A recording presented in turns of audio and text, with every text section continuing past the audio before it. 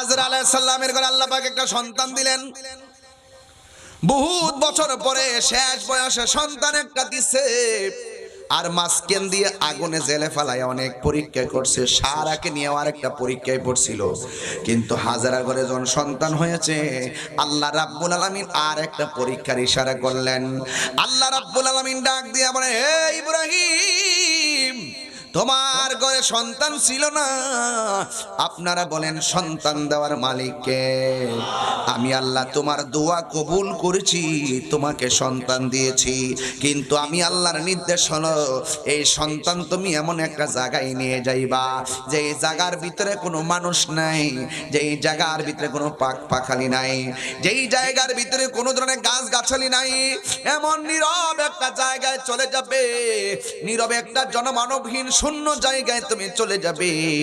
এই মুহূর্তে যদি আমি কাউকে বলি, এ ভাই আমার একটা ভাঙ্গা কবরে যাইয়া রাতের বেলা সারা রাত বসে থাকেন, আপনি বলবেন পারবো না। পিসা হুজুর কইছে, কয় না পারবো না। আম্মা কইছে, কয় না পারবো না, আমার ডর লাগে।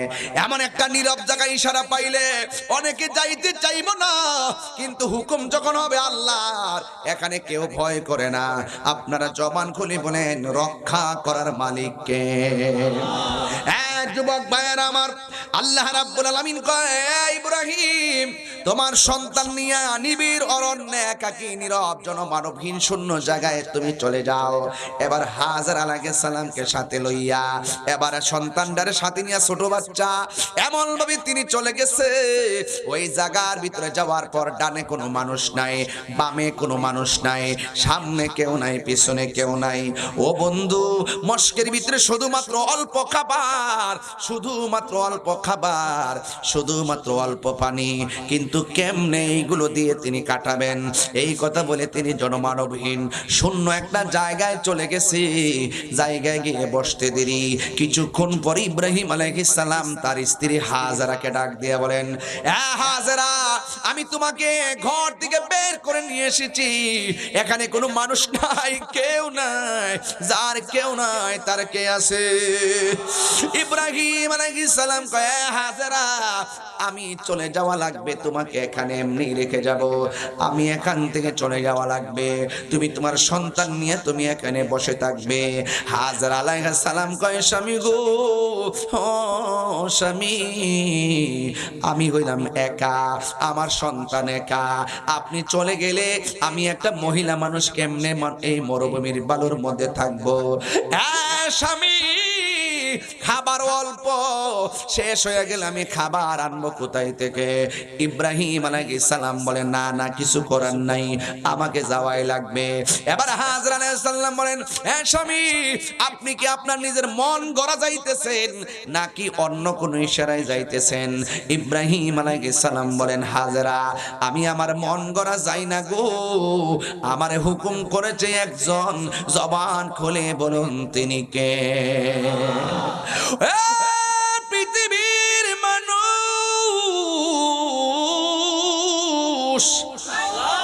হাজরা আলাইহিস সালাম বলে, স্বামী গো,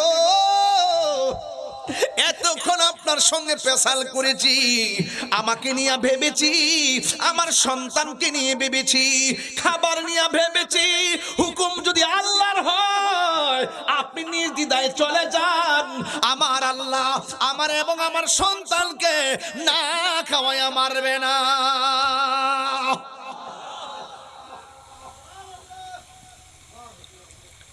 রিজিকের মালিককে। এবার হযরত ইব্রাহিম আলাইহিস সালাম চলে গেলেন। ইব্রাহিম নবী যখন চলে গেলেন, হাজারা আলাইহিস সালাম সন্তান কিনে মরুভূমির বালিতে। আর দিনের বেলা যেমন তেমন, রাত্রটা কেমন কাটে, নাই কোনো তাবু, নাই কোনো বাড়ি, নীরবে নীরবে কেমনে কাটাই রে দুধের বাচ্চাটারে লইয়া। এবার ইব্রাহিম আলাইহিস সালাম চলে গেছে আল্লাহর হুকুমে, হিজরত করলো। আর এই দিক দিয়া খাওয়ান শেষ হইয়া গেল। ছোট বাচ্চা তো বাড়ি খাবার খাইতে পারে না, মায়ের স্তনের মধ্যে দুধ, কিন্তু যখন খাওয়ান থাকে না, পুষ্টিকর খাবার থাকে না, মায়ের স্তনের মধ্যে দুধ থাকে না। হ্যাঁ বন্ধু, মায়ের দুধের দাম আছে না নাই? আঙ্গু দেশের পোলা পান্ত 2 কেজি আঙ্গুর ফল খাওয়াইয়া মনে করে মায়ের ঋণটা শোধ করে বেড়াইছে না রে না। তুমি মায়ের দুধ যে পান করেছো, মায়ের 1 ফোঁটা দুধের দামও শেষ হয় না রে। মায়ের 1 দান দুধের দাম কাটিয়া গায়ের চাম, পাপ পশু বানাইল ঋণ শোধ হবে না। এমন ধরো দিব কেউ হবে না আমার মা গো, এমন দরদি হবে কেউ হবে না আমার মা গো। এ 16 কাটার বাবা, ওয়াজের ভিতরে মার কথা বলছি। আমি তাহিরির যদি 2 সেকেন্ডের জন্য ভালো লাগে তাকে রে আব্বা, জীবনে কোনোদিন বুড়া বাপটারে ধমক দিও না। তোমার বুড়া বাপটা তোমার জন্য বস্তা টানতে টানতে টেনশন করতে করতে দাড়ি ফাইকা গেছে, নাইলে তোমার বাপের কিন্তু দাড়ি পাকার বয়স হয় নাই। তোমার বাবা তোমার জন্য বস্তা টানতে টানতে কোমরের হাড় ক্ষয় হয়ে গেছে, কিন্তু তোমার বাবার কিন্তু হাড় ফাঁকা হওয়ার বয়স হয় নাই। পিঠের দ্বারা বেদনা করে, চোখের গোড়া বইলা গেছে, চোখের গোড়া দিয়া পানি পড়ে। তোমার মা কিন্তু এমনিতে কষ্ট কইরা এমনিতে বুড়া হই নাই, তোমার বাপটা কষ্ট করতে করতে বুড়া হইয়া গেছে, আর তোমার মা সংসারের বোঝা টানতে টানতে বুড়া হইয়া গেছে। এই জন্য আমার যুবক ভাইরা অনুরোধ করে বলি রে, এই পৃথিবীর মধ্যে সারা দুনিয়া গুইরা যদি বলি সব মানুষের মধ্যে তুমি কারে 1 নম্বর রাখবা, পৃথিবী গুইরা এসে আমার কাছে বলবা হুজুর কত জায়গাত গেছি, নিজের খাওনের চিন্তা আগে করে, কিন্তু মায়ের কাছে ছিলাম, মা নিজের খাবারের চিন্তা করে নাই, নিজের কষ্টের চিন্তা করে নাই, না খাইয়া আমারে খাওয়াইছে। এই জন্য পৃথিবী ঘুরার পরও দেখবা মায়ের তুলনা কেবল মাত্র মা। কথা কোনা ঠিক না? জান্নাতের চাবি আমার মা, মা গো, জান্নাতের চাবি আমার মা, জান্নাতের চাবি আমার মা, মা গো, জান্নাতের চাবি আমার মা। মা যার বেঁচে নাই তার মতো দুঃখী নাই, মা যার বেঁচে নাই তার মতো দুঃখী নাই, খালা ফুফু মায়ের মতো না মা গো, জান্নাতের চাবি আমার মা, মা মা গো, জান্নাতের চাবি আমার মা, জান্নাতের চাবি আমার মা, মা গো, জান্নাতের চাবি আমার মা। মার কথা বলছিলাম, মা, মা তুলনা কেবল মাত্র মা। হাজারা বলেছি ঘরের ভিতরে পানি নাই, খাওয়ান নাই, কোনো কিছুই নাই, জিহ্বাটা শুকাইয়া গেছে, খাওয়ানোর অভাবে স্তনের দুধ শুকাইয়া গেছে। আমি না যেমন তেমন একদিনের জায়গায় 3 দিন না খাইয়া থাকমু, কিন্তু আমার জাদুমণির কষ্ট আমি মায়ের সহ্য হয় না। আপনারা জবন করে বলেন নিঃস্বার্থে যেই মানুষটা ভালোবাসে ওই মানুষটার নাম কি? নিঃস্বার্থে ভালোবাসে শুধু আমার মা, ববে যার তুলনা নাই, নিঃস্বার্থে ভালোবাসে শুধু আমার মা, ববে যার তুলনা নাই। সেই মা তোমার চলে গেলে গো,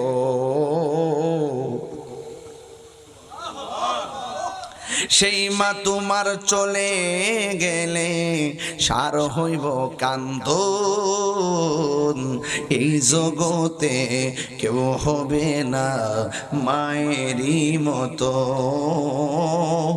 এই জগতে কেউ হবে না মায়েরই মতো। মা তোর আপন কইর যতন, মা তোর আপন কইর যতন, মা অমূল্য ধন, এই জগতে কেউ হবে না মায়েরই মতো, এই জগতে কেউ হবে না মায়েরই মতো।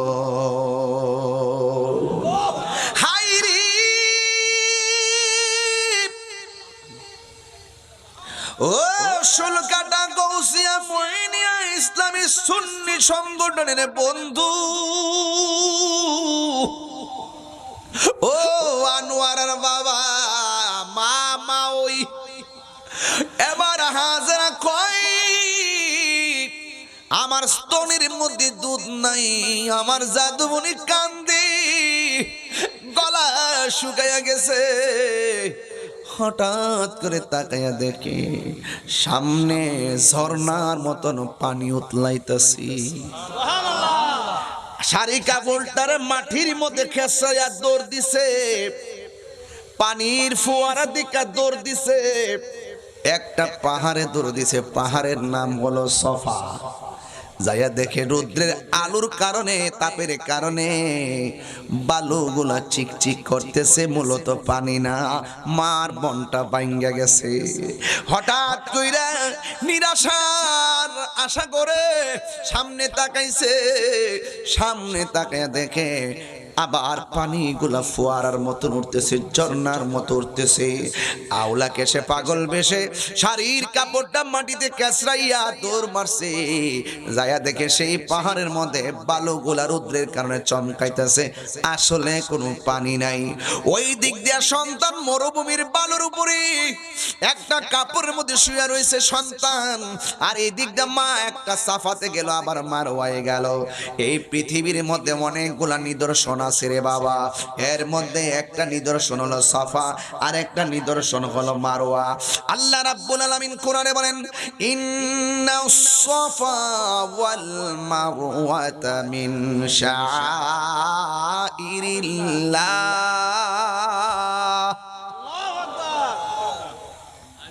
আপনাদের কি কষ্ট হচ্ছে? কারণ সামনে কুরবানির ঈদ। অনেকে বলবে যে হজের মাসে কি ওয়াজ করলো, প্রসঙ্গত আছে, মেরাজ আসলে মেরাজের ওয়াজ করি, মুহররম আসলে মুহররমের ওয়াজ করি, পবিত্র ঈদে মিলাদুন সাল্লাম আসলে ওই ঈদে মিলাদুন সাল্লামের ওয়াজ করি। এখন যদি এই ওয়াজটা না করি হক আদায় হবে না। হ্যাঁ ঠিক না বেঠি? আপনারা জবান খুলে ভালো আবার আওয়াজ করবেন আল্লাহু আকবার। ইন্নাস সাফা ওয়াল মারওয়াতা মিন শাআইরিল্লাহ।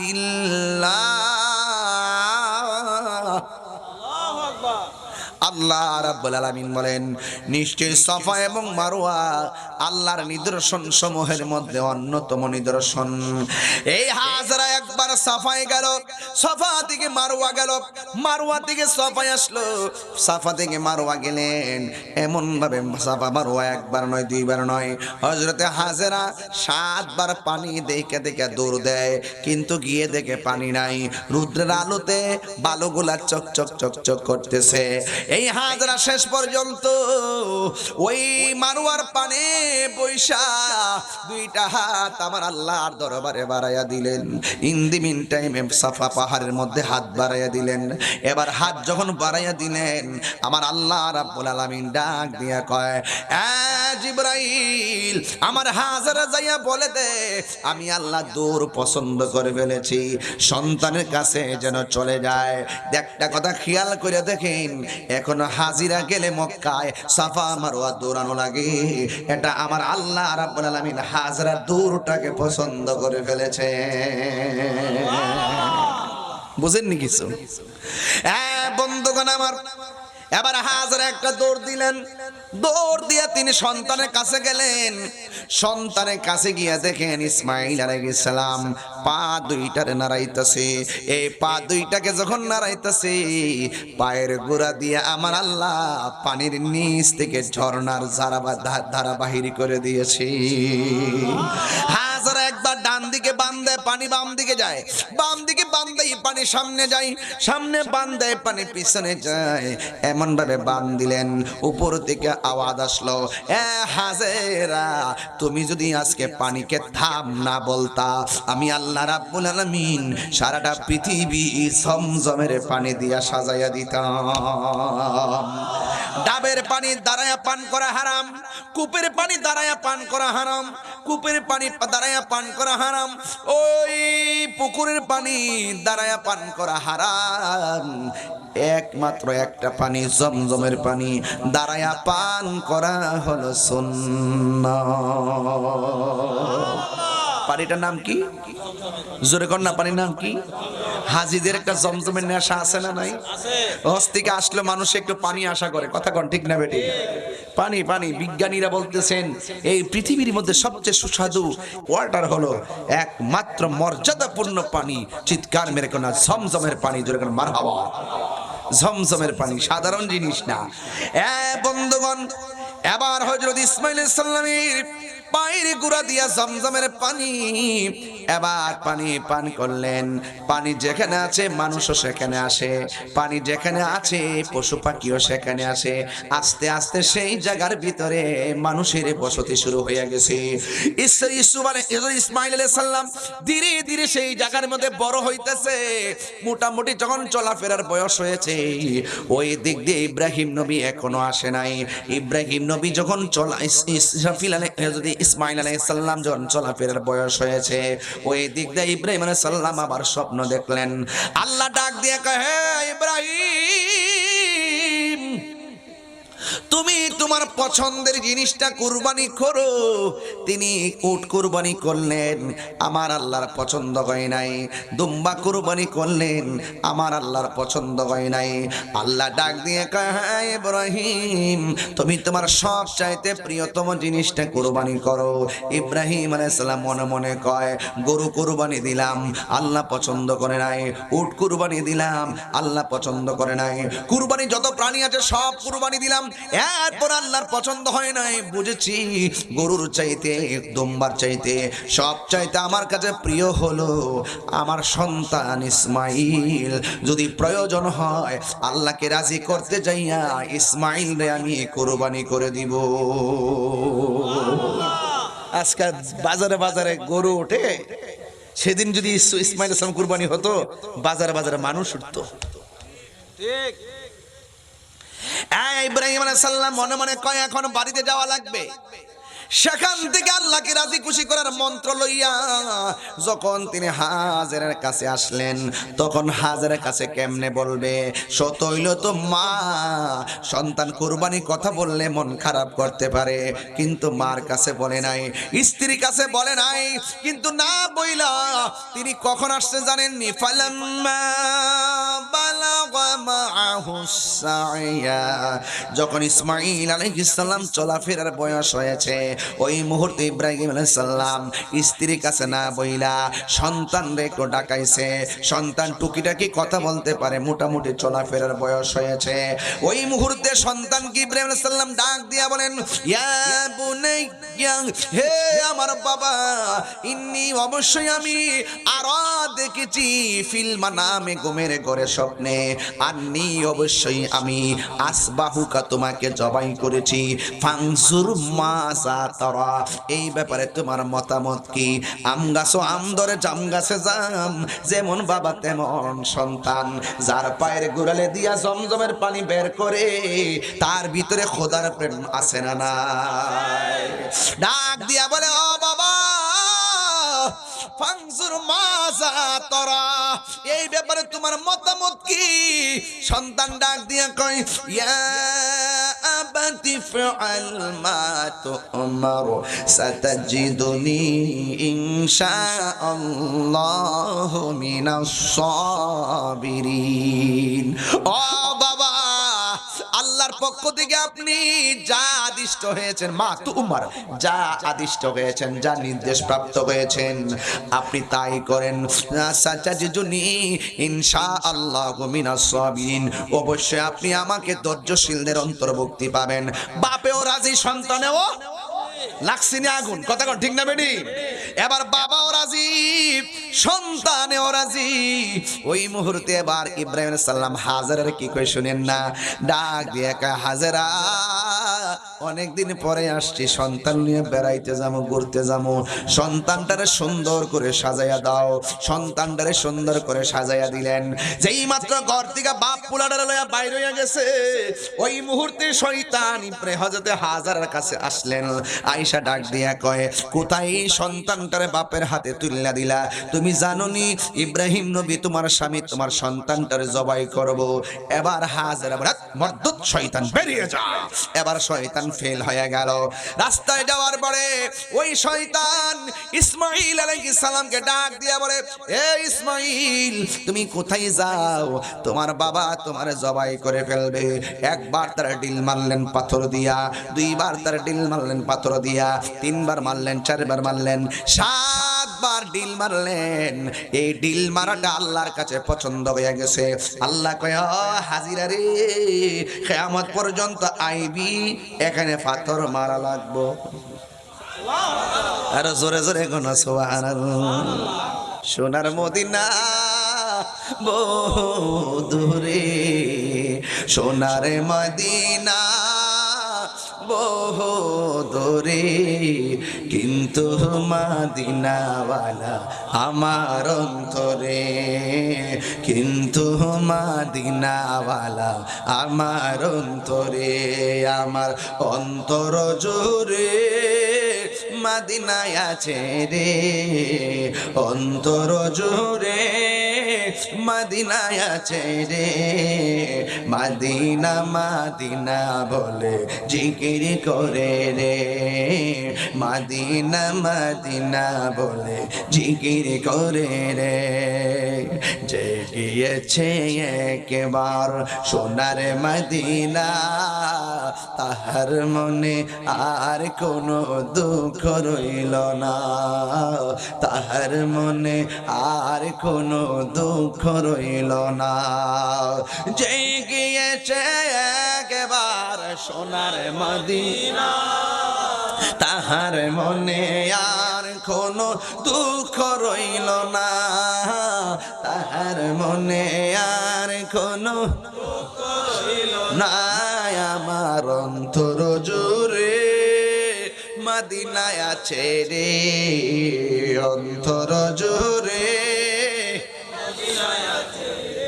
হে মদিনা মদিনা বলে জিকির করে রে, মদিনা মদিনা বলে জিকির করে রে। জোরে জোরে কি আল্লাহু আকবার বলা যাবে না? হাই রে, ও শুলকাটার বাবা,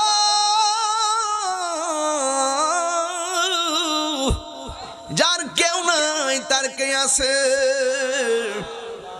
সত্যের পথে অনেক কাটা হবে, কাটা বেদ করে সামনে যাওয়ার নাম হলো ইহদিনা সিরাতাল। কাটা তো সবার জন্য হবে না, ফুলসিরাত তো সবার জন্য কঠিন হবে না। প্রেমিকের জন্য পৃথিবী সমান প্রশস্ত হবে। চিৎকার মেরে কন্যা সুবহানাল্লাহ।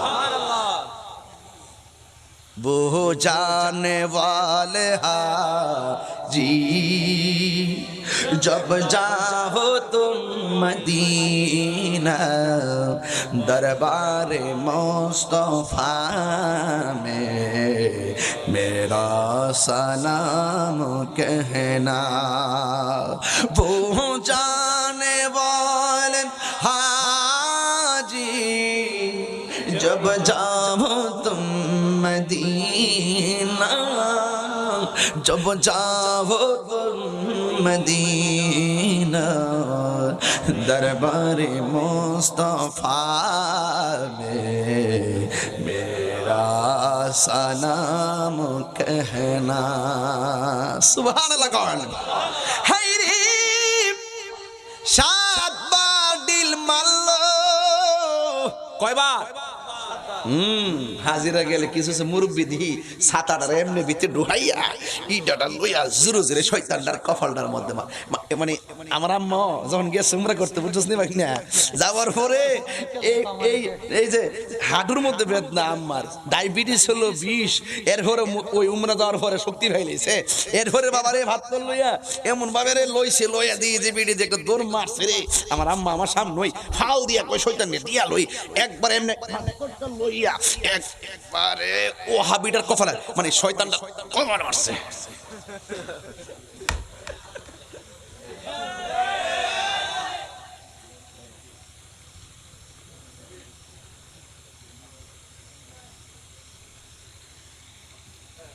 এখনো এটা আসেনি, এটাই হজের হুকুম। দৌড়াদৌড়ি আসেনি, হজের হুকুম। বাবা শুধু খানকাত বয় হুকুম না, প্রেমের সাথে দৌড়াদৌড়িও হুকুম। আরে বড় কইরা কন্যা সুবহানাল্লাহ কন্যা কে লাগা বলেন ইজ্জতের মালিক কে? সোজা চলে গেছে মিনার প্রান্তরে। সন্তানের বাপ একটা মাঠে, বাবা সন্তানরে কয় পুত্রে আমি চাইতেছি তোমার এখানে জবাইটা করবো, তুমি কি কয়?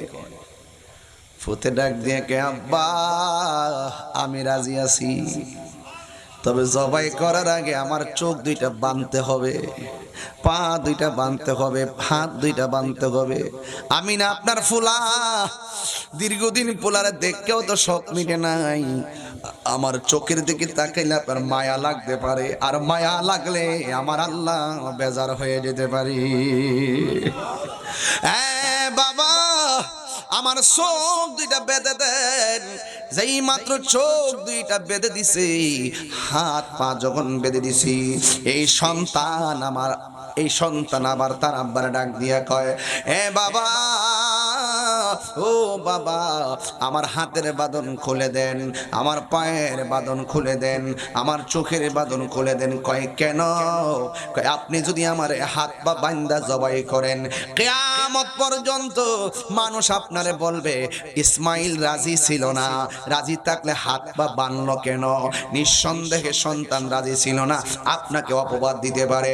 ও বাবা হাত পা খুললা দেন, চোখ দুইটা খুললা দেন, মানুষে যেন বলে আমি স্ব-ইচ্ছায় আল্লাহকে রাজি করতে যাইয়া তলোয়ারের নিচে আমি গলা পেতে দিয়েছি। এরপরে সন্তানের বাঁধনগুলা খুলে দিল, হাতের বাঁধন খুলে দিয়েছে, পায়ের বাঁধন খুলে দেওয়ার পর এবার ইব্রাহিম আলাইহিস সালাম কয়ে বাবা শুইয়া যাও। ফালাম্মা আসলামা ওয়া তাল্লাহু লিল জাবিন,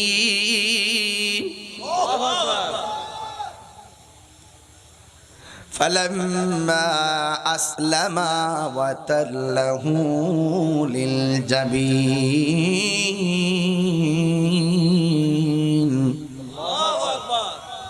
বাবাও রাজি, পোলায়ও রাজি। সুবহানাল্লাহ কোনে গেলে আর আসমানটা থরথর করে কাঁপতেছে। কি হইতাছে? বাবা হইয়া সন্তানের গলায় ছুরি চালাইব, এটা কেমন ইতিহাস? এবার সন্তানটার মাটির মধ্যে শোয়াইল। ও বন্ধু ফালাম্মা আসলামা ওয়া তাল্লাহু লিল জাবিন।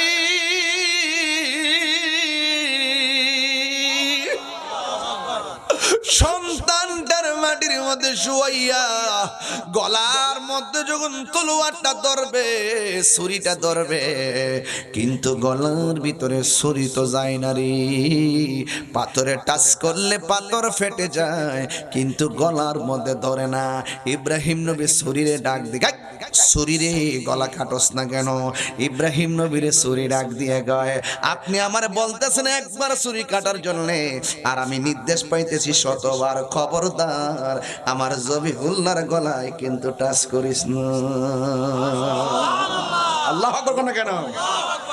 দেখেন এবার, দেখেন এবার, এবার যখন এইভাবে কই লাস্ট, যখন দুইবার দেওয়ার পর তৃতীয়বার একদম চূড়ান্ত, এবার যেই মাত্র চূড়ান্ত ছুরিটা চালাইব, ওই মুহূর্তে আমার আল্লাহ ডাক দিয়া কয়, জিব্রাইল, ও জিব্রাইল। জিব্রাইল আলাইহিস সালামের জীবনে কয়েকবার দ্রুত গতিতে আসছে। একবার হলো ইউসুফ আলাইহিস সালামকে তার 10 ভাই মিল্লা যখন কূপের মধ্যে ফেলে দিয়েছে, আল্লাহ ডাক দিয়ে, ও জিব্রাইল, আমার ইউসুফ কুয়ার পানির সাথে বডিটা লাগার আগে তোমার পাখাগুলো পানির নিচে বিছাইয়া দিয়া আমার ইউসুফের জন্য বাড়ি বানায়া দাও। দ্বিতীয়বার হলো, দ্বিতীয়বারটা পরে, কিন্তু আগে কইতাছি আর কি, ইব্রাহিম আলাইহিস সালাম বলে দ্বিতীয়।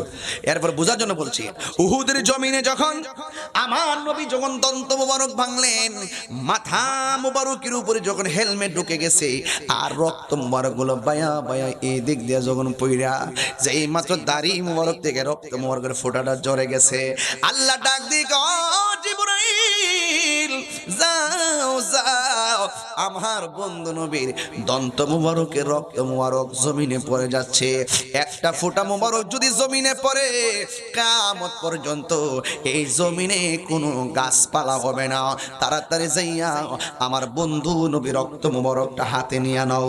জিবরাইল সাল্লাম দ্বিতীয়বার যে তৃতীয়বার যে আসলেন দ্রুত গতিতে আমার নবীর রক্ত মোবারকটা নেওয়ার জন্য।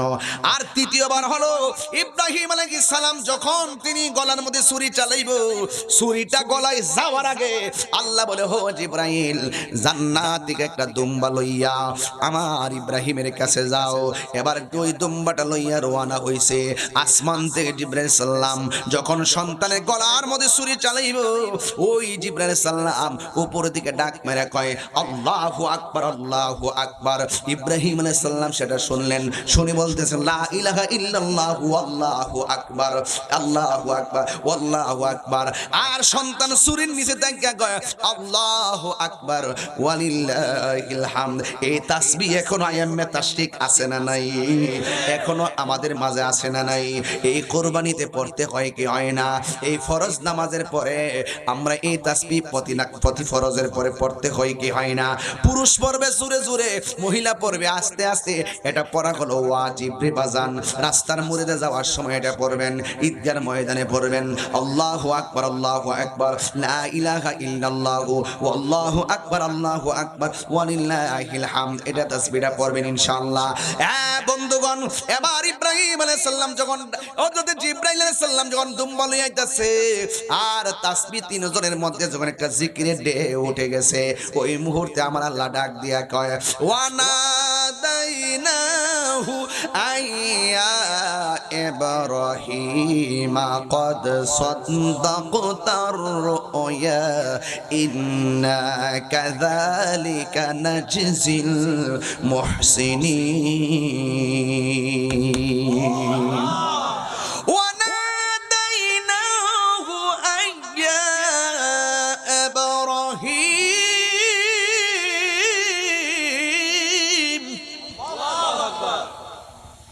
قد صدقت الرؤيا إنا كذلك نجزي المحسنين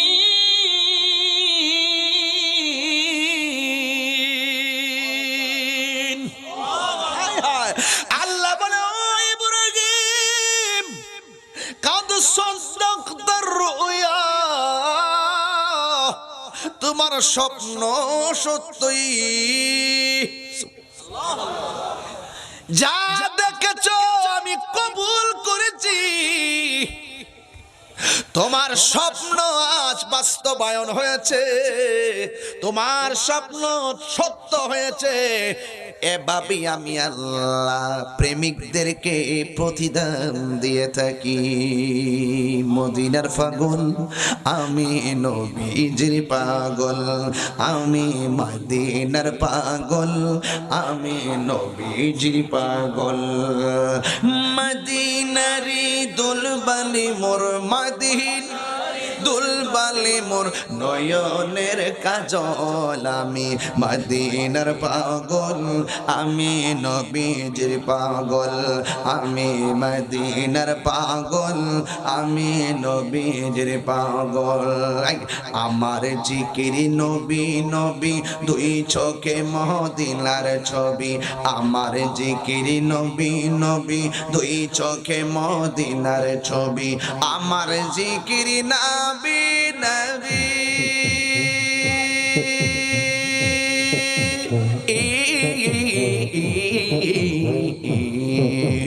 আমার জিকির নবী নবী, দুই চোখে মদিনার ছবি।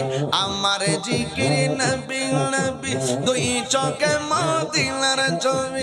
নবীর প্রেমে দিতে রাজি, নবীর প্রেমে দিতে রাজি, নবীর প্রেমে দিতে রাজি। জীবনের সকল মদিনার পাগল আমি, নবীজির পাগল আমি, মদিনার পাগল আমি, নবীজির পাগল। মদিনারি দুলবালি মোর, নয়নের কাজল আমি, মদিনার পাগল আমি, নবীজির পাগল আমি, মদিনার পাগল আমি, নবীজির পাগল। আমার জিকির আমার রোগের সকল ওষুধ, দয়ালে নবীর সালাম দরুদ। আমার রোগের সকল ওষুধ, দয়ালে নবীর সালাম দরুদ। আমার রোগের সকল ওষুধ, আমার রোগের সকল ওষুধ, দয়ালে নবীর সালাম দরুদ।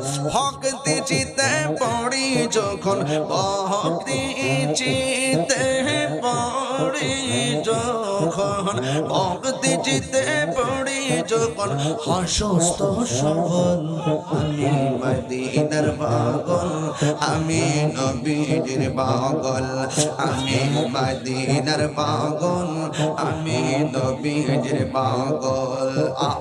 মদিনারি দুলবালি মোর, মদিনারি দুলবালি মোর, মদিনারি দুলবালি মোর মদিনার পাগল আমি, নবীজির পাগল আমি, মদিনার পাগল নবীজির পাগল। খুশি না বেজান? গজল ফারিনি রে বাজান, গাই না, কম গাই। এখন একটু কমায় দিছি, কিন্তু শান্তি লাগেনি। জোরে কোন লাগেনি? নাতে রাসূল বলা হলো নবীর সাহাবীদের সুন্নত রে বাবা। আর নাতে রাসূল শোনা হলো আমার দয়াল নবী মায়ার নবীর সুন্নত। যারা সমালোচনা করে হেরা আসলে পারে না, আমার মতো পারলে তারাও গাইতো। কথা ঠিক না বেঠে?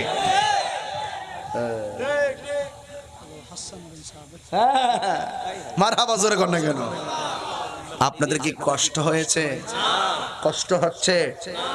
এক ঠেলা 1.5 ঘন্টা কথা কইলাম, মোটামুটি কষ্ট হয়েছে আপনাদের।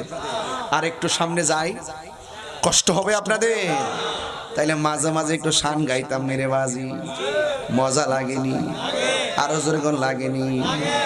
আমি কবে যাব রোজার কিনারে, যাইতে মন চাইনিও। কন্যা যাইতে মন চায়নি?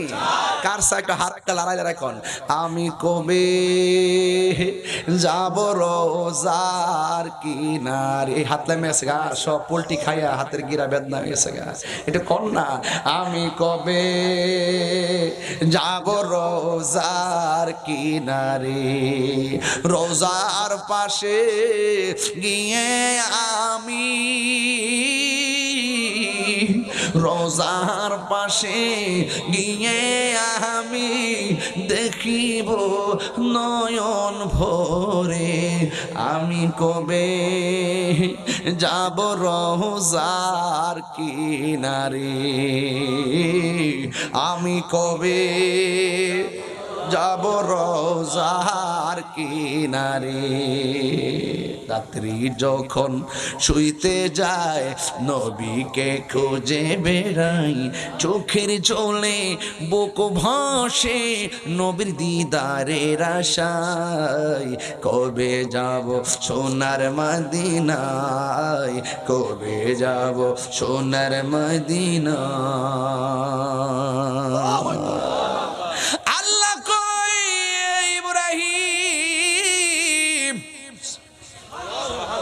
এই দুম্বা কুরবানি করো, জবাই করো, কবুল তুমি না আমার হাজারে বলছো দাওয়াত খাইতে যাইবা। সুবহানাল্লাহ কোনে গেলে রে, তুমি না আমার হাজারে কইছো দাওয়াত খাইতে আইছো। আমার হাজারা যদি যাওয়ার পরে বলে বাপে আর পোলাই মিল্লা খাইছো, আমার জন্য কি আনছো? দুম্বাটারে জবাই কইরা একটা বাঘ নিজে খাইবা, আরেকটা বাঘ আত্মীয় স্বজনরে দিবা, আরেকটা বাঘ এতিম মিসকিনকে দিয়া দিবা।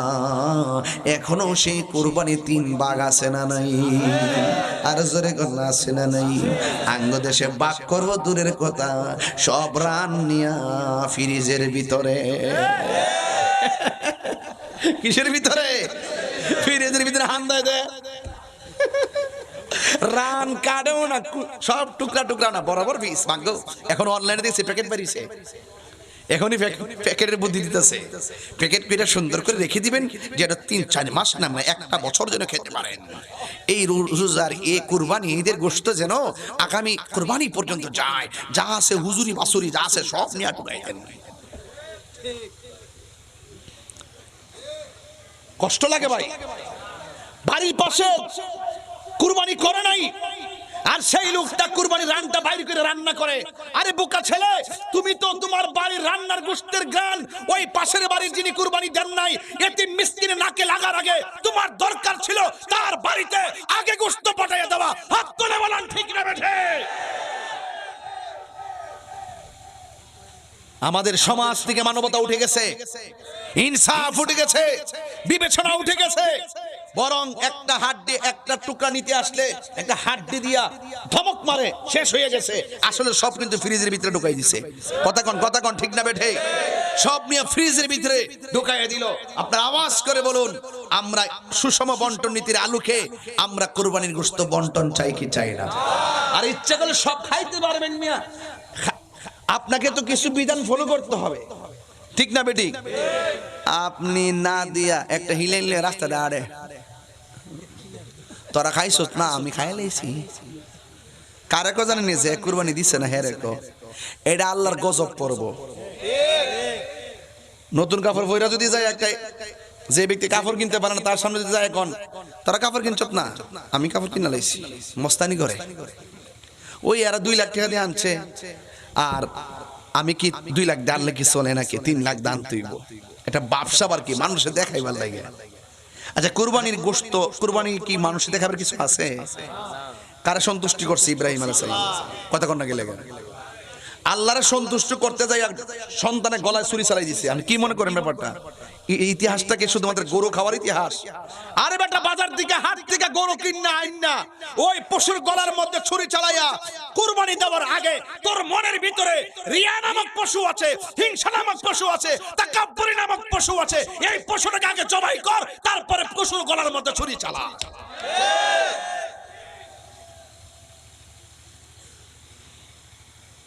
অহংকারের দেশ বাঁচে না। সাবধান বলে দিলাম, কুল ইন্না সলাতি ওয়া নুসুকি ওয়া মাহইয়ায়া ওয়া মামাতি লিল্লাহি রাব্বিল কুরবানি, আমার জীবন আমার কুরবানি, আমার মরণ আমার জীবন সব আল্লাহর জন্য। আল্লাহর কাছে কুরবানির গোশত পৌঁছে না, পৌঁছে শুধুমাত্র বান্দার তাকওয়া। চিৎকার মেরে কোন সুবহানাল্লাহ। এই জন্য আপনাদেরকে অনুরোধ করে বলবো, কুরবানি দিবেন, পাশের বাড়ির মানুষটাকে যেন কষ্ট না পায়। সে আসতে হবে কেন? আপনি প্রথম কাইটে আগে তার বাড়িতে পাঠান, পরে দূরে দিয়েন, আগে তার কাছে পাঠান। এই জন্য বলছি, যুবকদেরকে বলবো এইভাবে উদ্বুদ্ধ হবেন। আপনার ঘরের বাবা মাকে আপনি প্রেসার ক্রিয়েট করবেন, মা আমরা আগে খাবো না, তাদের মুখে আগে খাওয়ান দেন। আমরা কাপড় পরবো না, তাদের গায়ে কাপড় দেন। কথা কোন ঠিক না বেঠিক? এই জন্য আল্লাহ আমাদের সকলকে বোঝার তৌফিক দান করুন, বলুন আমিন। পৌনে একটাই বেজে গেল। ছেলের একটা কাগজ দিয়েছেন, এই কাগজটা অনেক আগেই এসেছিল। কমিটির ছেলেদের একটা মাত্র দাবি, আজান দেওয়া। আমি তো আজান সব সময় দেই, এরপর আপনারা দাবি করছেন। কমিটিদের যেহেতু দাবি, না বললেও তো হয় না। আর আপনারা অনেক সুন্দর করে আয়োজন করেছেন, আর আমিও চেষ্টা করেছি ধারাবাহিকভাবে আলোচনার একটা ফিনিশিং দিয়ে যাওয়ার জন্য। আপনারা বলুন, কুরবানি করব কার সন্তুষ্টির জন্যে? তবে একটা কথা মনে রাখবেন, বাবা ট্যাবলেট খাওয়া যাবে না। কথা কোনা গেলে গেরে, ইয়াবা খাওয়া যাবে না, ফেন্সি খাওয়া যাবে না, গাঞ্জা খাওয়া যাবে না, আর সুদ তো খাওয়া যাবেই না। আমাদের দেশে সুদখোরের মুরিদ আছে কতগুলা। এই সুদখোরকে আমরা খুব নজরে রাখছি, উনি যেন বাহিরে যেতে না পারে। উনি অনেক হিসাব আমরা কাছে দিয়া যেতে হবে। অলরেডি হাইকোর্টে রিট করা হয়েছে, সামনে আরও কিছু তিলিসমতি আসবে। যদিও এখনই তিনি এতে ক্যাফে বসে আছেন আউলা লাগাইয়া, এমনভাবে কথা চোখটা কিন্তু ফানি আয় না। বাটপাড়িতে সেরা, তিনি দেশের কেউ না, তিনি এই দেশের কেউ না, তিনি দেশের জন্য কিছুই করে নাই। কথা বলেন ঠিক কিনা? দেশের মানুষকে সুদের চারা লাগাইয়া সুদ খাওয়া শিখাইছে। কথা কন ঠিক না বেঠিক?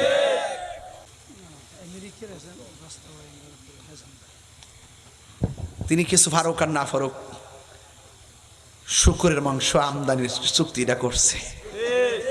আর আমি চাইছিলাম যে প্রথম খাওয়ানটা ওনারে খাওয়াইতাম, আপনাকে শুকুরের মাংসটা খাইয়া টেস্ট করে দেন। কথা কোন ঠিক না বেঠিক? চলবো। সুদখোর ইউনুস, তার কাছে বাংলাদেশের মানুষ অনেক কিছু আশা করছিল। মনে মনে ভাবছিল আন্তর্জাতিক ফিলার যেহেতু এবার দেশ আন্তর্জাতিক ভাবে এমন সাজাইব, ও মা গোমা আমার দেশে সব আরো ভাঙ্গা দিছে। কথা কোন ঠিক না বেটে? সবার যে আশা ছিল যে তিনি সবারই লইয়া দল বিদল যারা যেটা করছে সবরে লইয়া একসাথে প্ল্যাটফর্ম কইরা একটা শান্তির বাংলাদেশ গঠন করব, আলোচনা সাপেক্ষে। মাগগোমা দেখলাম যে না, উনি তো এর কাজ করে নাই। উনি বরং যে উদ্দেশ্য যেভাবে সিস্টেম করে দেশটা মিলে একটা গন্ডগোল লাগাইছে, দেখলাম যে ওই লোকগুলোর সে প্রায়োরিটি দিয়া এক একজনকে কোটিপতি বানাইছে। যে সাফার মধ্যে গুস্ত আসিন না, ইডিরে 2 বছরের ভিতরে টুম্বা টুম্বা গাল বানাইছে। যেইগুলা সাইকেল না মোটর সাইকেলে তেল ঢুকাইবার টেহা আসিন না, ইডি এখন বাজার লইয়া ঘুরে আর বিদেশ সফর মারে। সব হিসাব আমরা কাছে দিতেইব।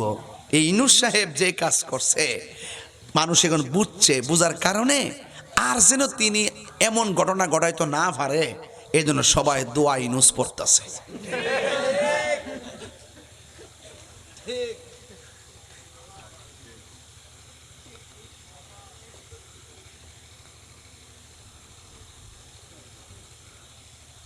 যাই হোক, আপনাদেরকে অনেক কথা বলছি, তবে একটাই কথা, মরে যেতে হবে। কাউকে ধোঁকা দেওয়া যাবে, কোনো মুনাফিকি করা যাবে। সবচেয়ে বড় সম্পদ কি? কথা কনা বলেন না, সবচেয়ে বড় সম্পদ কি? ঈমান থাকলে কবরে যাওয়ার পরে আপনার বডির নিচে জান্নাতের গালিচা বিছাই দেওয়া হবে। আর সুদ খাবেন, আমার পটিয়ার পোলাপান চিটাঙ্গের পোলাপান্ডিরে এই যে ইসলামী ব্যাংক থেকে বের করছে, এটা কি জুলুম করছে না? এই ইউনিট চাইয়া এইগুলা করতে পারছে। মেজাজটা খারাপ হয়ে যায় আমার। যাক, চিন্তা করেন না, আমি সুদখোররে কখনো সালাম দিতে পারবো না, আমি সুদখোররে কখনো ভালো ব্যবহার করতে পারবো না, সুদখোররে কখনো দেশ কিংবা মসজিদে দায়িত্ব দিতে পারবো না।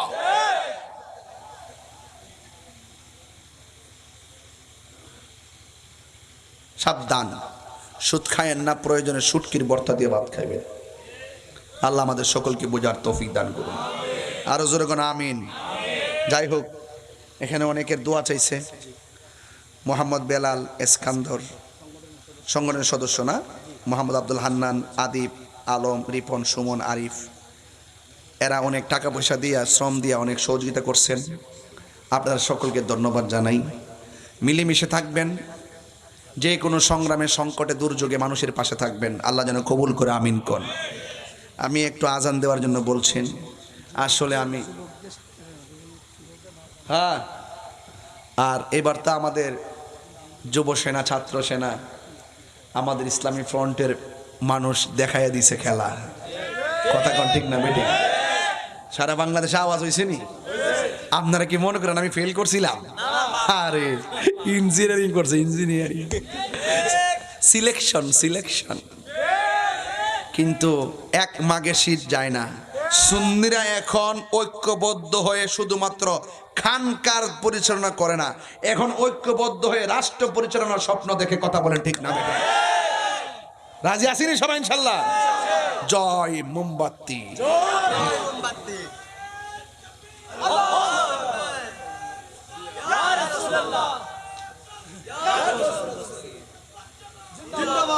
আসেন দাঁড়িয়ে নবীর সালাম দে, ইয়া নবী।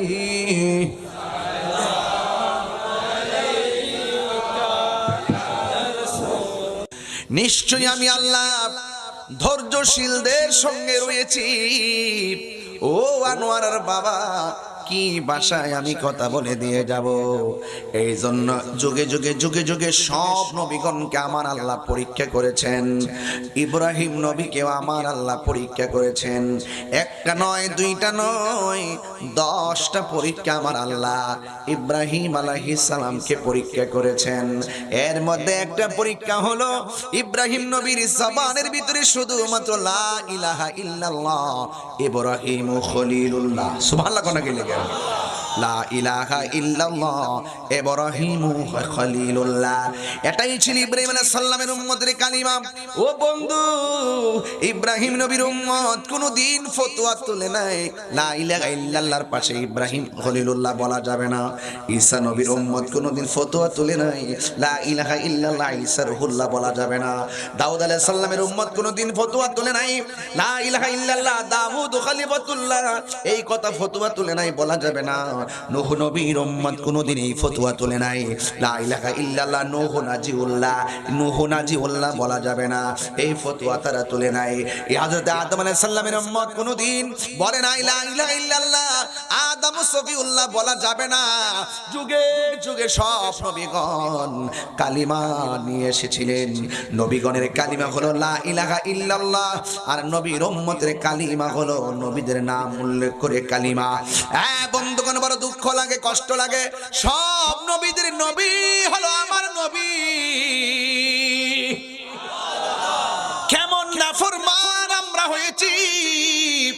আমরা বলতেছি লা ইলাহা ইল্লাল্লাহ মুহাম্মাদুর রাসূলুল্লাহ লেখা যাবে না, এই কথা বলে এমন কিছু মৌলবী আনোয়ার জমিনে আছে না নাই? এই মসজিদের ভিতরে এক পাশে আল্লাহর নাম আর এক পাশে নবীর নাম লেখা নাকি যাবে না? এই মসজিদের ভিতরে লা ইলাহা ইল্লাল্লাহ পাশে মুহাম্মদ রাসূলুল্লাহ নাকি লেখা যাবে না? এইভাবে ফতোয়া তুলে সব নবীদের উম্মতরা নবী সম্পর্কে এমন আপত্তি তুলে নাই, যে আপত্তি বর্তমান শেষ জামানায় আমার নবীর উম্মতের মধ্য থেকে কিছু মুনাফিক উম্মতরা আপত্তি তুলছে। আপনারা জবান খুলে বলুন, লা ইলাহা ইল্লাল্লাহর পাশে আমার নবীর নাম লেখা জায়েজ আছে না না? কেমনে?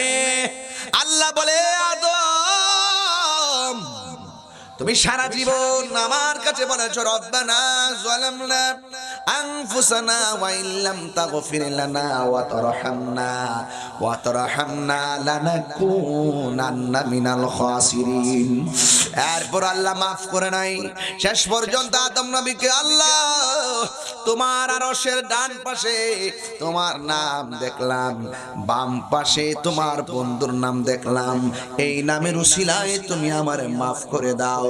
আল্লাহ ডাক দিয়া বলে, আদম তুমি যদি আরো আগে যদি ওই নামের দোহাই দিয়া মাফ চাইতা, আমি তোমারে মাফ করে দিতাম। আরশে আজিমের ভিতরে আল্লাহ নামের পাশে আমার নবীর নাম আছে না নাই? আহা, কেমন আদম সন্তান তোরা হইলি, বাপের কত মানুষ না, বাপের কত আমাদের আদি পিতা কেনা আদম আলাইহিস সালাম। আদি পিতাকে মুসলমানদের জাতির পিতাকে ইব্রাহিম খলিলুল্লাহ, আর আমার নবী হলো রূহানি পিতা। যদি বলুন না সুবহানাল্লাহ। এই জন্য আমার যুবক ভাইরা, আমি আপনাদের খেদমতে ছোট একটা টাচ দেই হাকিকত। আমি যদি প্রশ্ন করি, এ আনোয়ারার মানুষ, চুল কাটার মানুষ, আপনারা জবান খুলে বলুন আদম নবীর আব্বার নাম কি? বলবেন হুজুর আদম আলাইহিস সালামের আব্বার নাম নাই। যদি বলি মা হাওয়া আলাইহিস সালামের আব্বার নাম কি? বলবেন নাই। আদম নবীকে আমার আল্লাহ দুনিয়ার জমিন থেকে মাটি নিয়ে আদম আলাইহিস সালামকে বানালেন। আদম নবীর আব্বা নাই, হাওয়া আলাইহিস সালামেরও আব্বা নাই। এখন আমি আপনাদেরকে বলতে চাই, আদম নবী আগে নাকি আমার নবী আগে? নবী আগে। সুবহানাল্লাহ।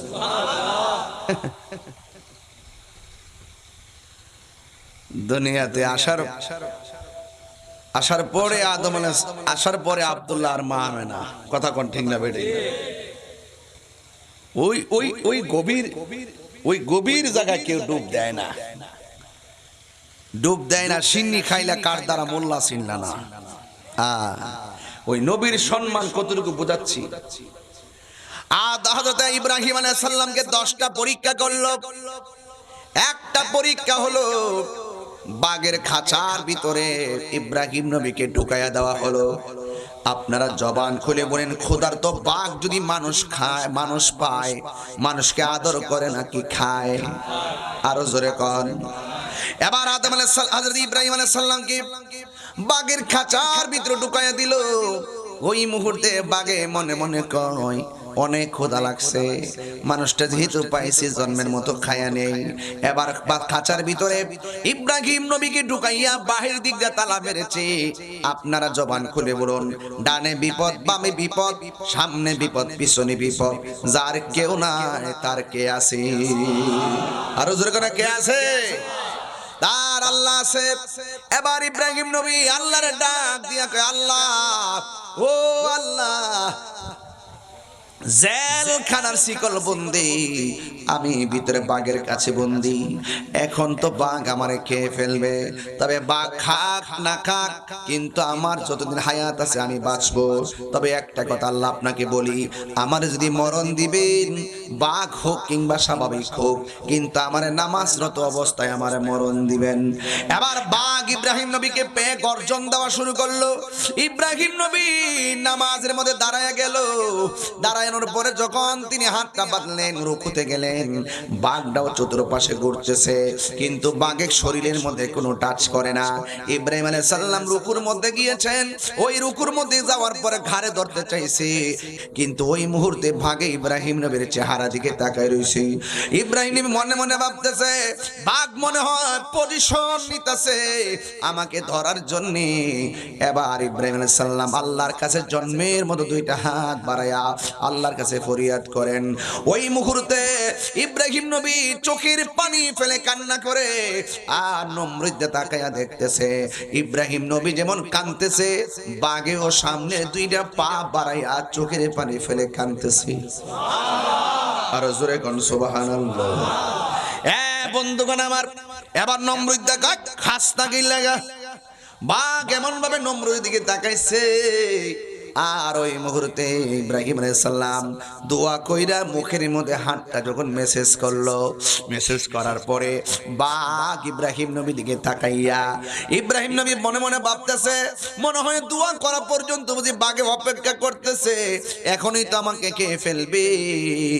এবার নমরুদে তাকাইয়া দেখতেছে ইব্রাহিম নবী যেমন করে জেলের ভিতরে খাঁচার ভিতরে মাটির মধ্যে সেজদা দিয়েছিল, সেজদা দেওয়ার পর ইব্রাহিম আলাইহিস সালামের কপালের ভিতরে মাটি লেগেছে, ধুলা বালি লেগেছে। আর ইব্রাহিম নবী কয়, আমি যখন বাঘের সামনে বসে রইলাম, আমি তাকাইয়া দেখলাম বাঘের জিহ্বা দিয়ে আমার কপালের ধুলা বালিগুলা পরিষ্কার করে দিতেছি।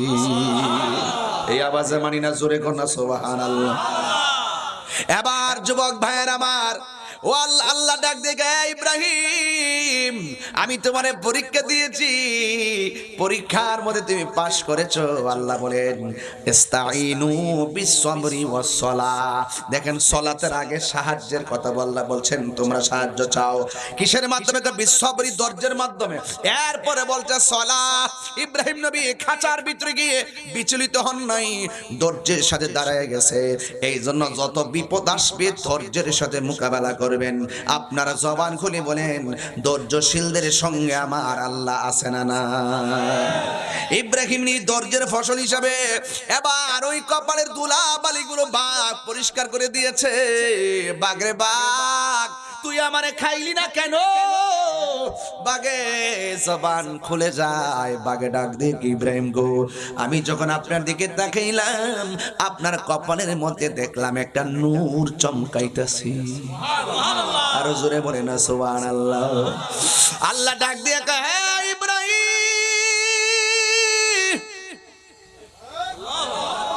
আয় হায়, হে ইব্রাহিম,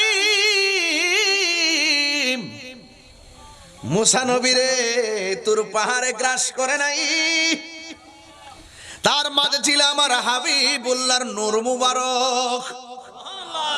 ও ইব্রাহিম, তোমাকেও বাগে ধরে নাই, বাগে পজিশন খুঁজা যখন তোমার দিকে তাকাইছে, তোমার কপালের ভিতরে আমার নূর মুবারক হলো আক্রমণ থেকে বাঁচার উসিলা। রাত তুলে কোন আল্লাহু আকবার।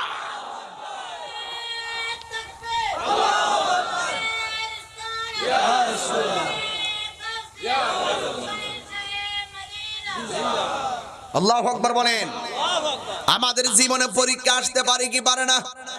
অন্তরে যদি নবীর মহব্বত থাকে, দুনিয়ার মানুষ কেন আজরাইল দরজাতে আসলে আপনারে সালাম দিব। জোরে কোন ঠিক কিনা? আজরাইল আপনারা সালাম দিব। নবীর প্রেম এমন জিনিস। ইব্রাহিম নবী সেখান থেকে উদ্ধার হয়ে গেল। এরপরে নমরুদ কয়, সব জায়গায় জাদু চলে, আগুনের মধ্যে পাওয়ার চলে না। সুন্দর করে গর্ত মর্ত কইরা ইব্রাহিম নবীর আগুনে ফেলে দিছে। নমরুদ কয়, আগুন কাঠ পুইরা সব শেষ হইয়া গেছি। আমি তাকায় দেখলাম হযরতে ইব্রাহিম নবীর গায়ের পশমের ভিতরে একটা আগুনের টাচও লাগে নাই। এই 2 নম্বর সবচাইতে বড় পরীক্ষা। লম্বা হয়ে যায় ওয়াজ, একটু ওয়াজটা লম্বা হলে কি অসুবিধা হবে আপনার? মানে সমস্যা হইব নাকি? না, এই যে একের পর এক একটা শুরু হয়ে যেতেছে, এটা তো লাস্টে মূল কথা যেতাম না। একটু আওয়াজ করে কোন আল্লাহু আকবার বল। এই পরীক্ষা দিতে আমরা রাজি আছি কিনা দেখি তো, হাত তুলে দেন তো দেখি কে কে রাজি আছেন। ইনশাল্লাহ এই মুহূর্তে ডাক দিলে কি মাঠে পাওয়া যাইব? ইনশাল্লাহ যেই কোনো মুহূর্তে। আগামীর প্রত্যেকটা প্রোগ্রাম কিন্তু হবে মহাসমুদ্র ইনশাল্লাহ। হাত তুলে বলো ঠিক কিনা বলো। প্রত্যেকটা প্রোগ্রাম হবে মহাসমুদ্র ইনশাল্লাহ। আমরা বিচ্ছিন্ন নই, আজ আমরা ঐক্যবদ্ধ। কথা বলেন ঠিক কিনা?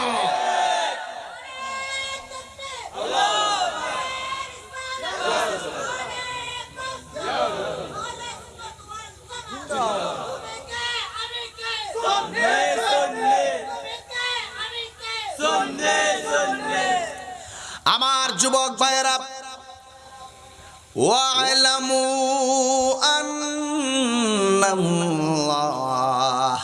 মা'আল মুত্তাকিন। আল্লাহ রাব্বুল আলামিন বলেন, জেনে রাখো তোমাদের সাথে কেউ নাই, আমি আল্লাহর ভয় যদি তোমাদের অন্তরে থাকে, আমি আল্লাহ রাব্বুল আলামিন তোমাদের সঙ্গে রয়েছি। আল্লাহ রাব্বুল আলামিন অন্যত্র বলেছেন, আল্লাহু ওয়ালিয়ুল্লাযীনা আমানু ইউখরিজুহুম মিনাজ যুলুমাতি ইলান নূর। আপনারা জবান খুলে বলেন, অন্ধকার থেকে আলোর পথে নেওয়ার মালিক কে? ইব্রাহিম নবী শুধুমাত্র পরীক্ষা পরীক্ষা পরীক্ষা, শেষ পর্যন্ত বয়স অনেক বেশি, সন্তানও নাই। আল্লাহর কাছে বলছে, আল্লাহ রাব্বি হাবলি মিনাস সালিহিন।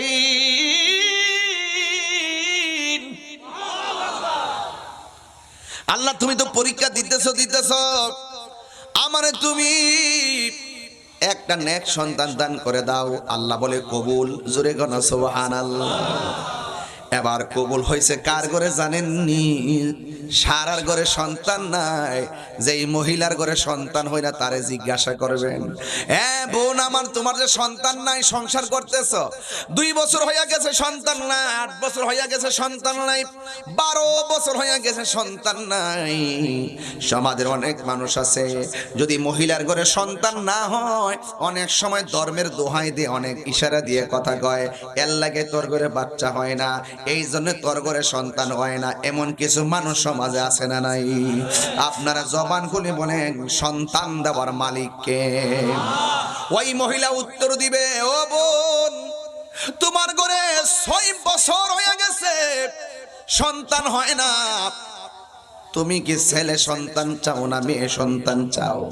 যার ঘরে সন্তান হয় না সে উত্তর দিবে জানেননি?